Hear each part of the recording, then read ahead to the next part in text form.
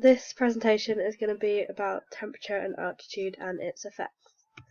So for a little introduction, the body's core temperature for like what it should be is between 35.5 and 37.7 degrees. So this is the optimum level in which the body's working its best at.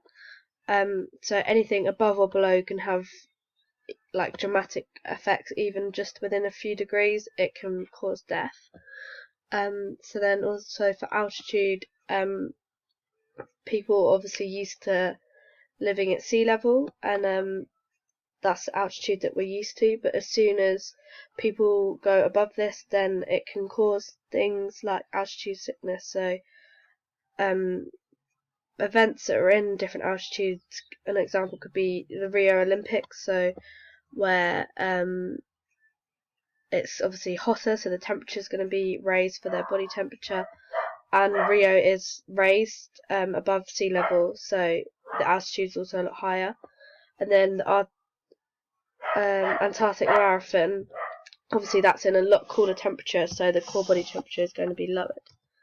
So the first thing we'll talk about is higher temperature. So the responses of your body to higher temperature is that your veins and arteries vasodilate, meaning that the walls become bigger, allowing more blood to flow through, and it rises up to the skin to cool. Your sweat glands are also activated, and sweat is released through the skin, and the sweat like droplets act as a cooling mechanism on the skin. The hairs on your skin also lay flat. By doing this, it allows heat to escape. So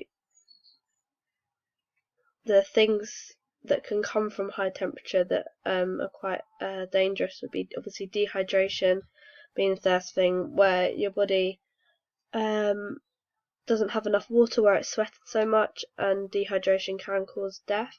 And hyperthermia is the opposite to hypothermia, which is cold weather. Hyperthermia is hot weather, which is obviously going to affect your body.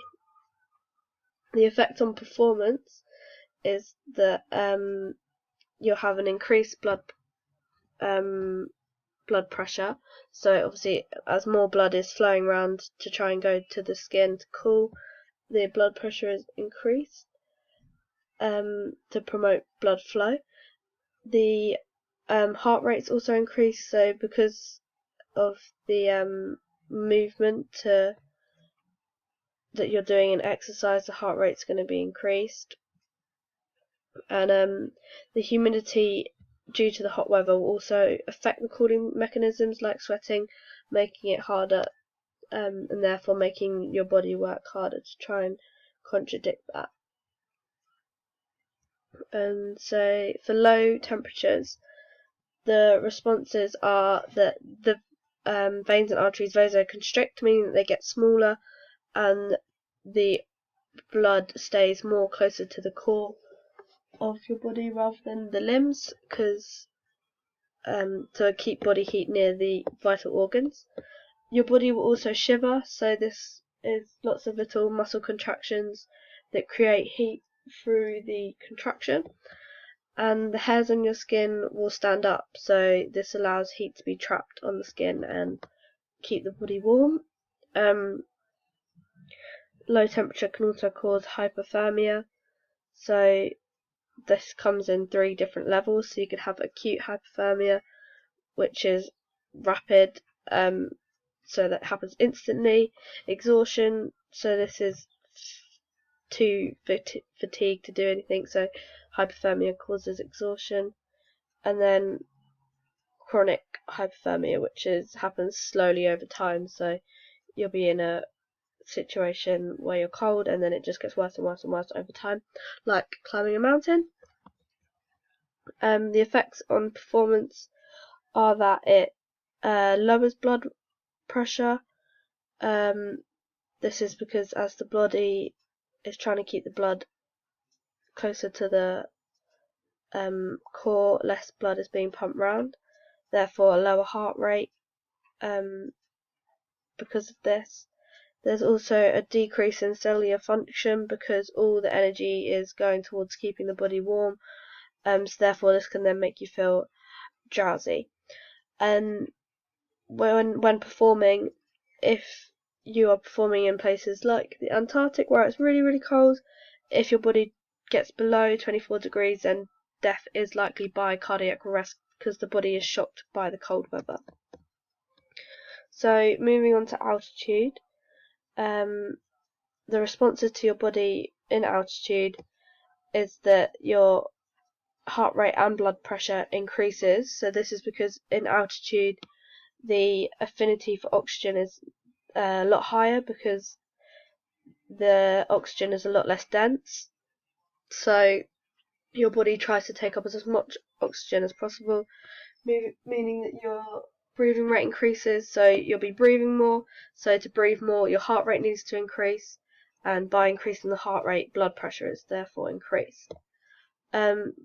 Also, less oxygen will effectively reach the lungs because there is just a less density of it in the air. So then the hemoglobin becomes less saturated with oxygen when it's moving around the body. Effects of altitude is it the main one being acute mountain sickness. So the symptoms of this are headaches, dizziness, and vomiting.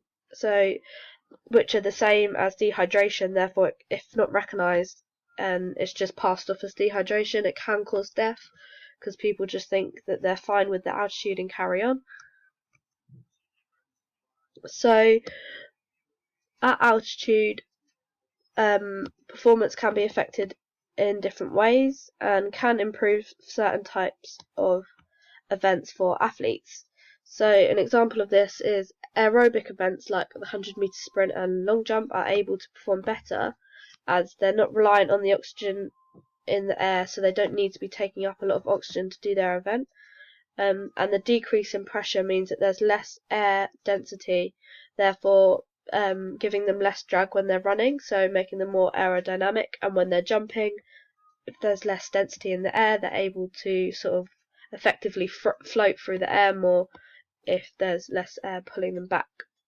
So an example of this, in Mexico City Olympics in 1968, the world record was set by Bob Beamon in long jump. So as Mexico City is quite high in altitude, it's 2,210 meters above sea level. So here the partial pressure is 122 compared to 158 at sea level. 159, sorry, therefore allowing him to have less drag when he was jumping, creating more aerodynamic environment for him to do his event. So from our research in the labs that we did, we studied oxygen saturation, which was shown to decrease in all subjects when performing in the hypoxic chambers that we used. So this is just our own bit of research that helps to prove that altitude has an effect on performance. So there are ways you can adapt to altitude. So as reduced oxygen is detected, it stimulates the kidneys to produce more EPO, and EPO is what stimulates the red blood cells production in the bone marrow. So if the EPO is stimulated, telling the body to create more blood cells, then it then increases the hemoglobin. So at altitude, when this happens, when you come back down to sea level, your body is more adapted and has more more hemoglobin that is then able to use and carry more oxygen around the body. I was just going to talk more about sporting performance in temperatures. So there are cooling aids that can be used to help the body system to adapt to the temperature. So at high temperatures, things like pre-cooling and cooling during the events can be used to help keep the body's core temperature at its optimum level. And then obviously in low temperatures, there are sporting equipment like clothing, special thermals and things that can be worn to keep heat in while training or performing an event. Thank you.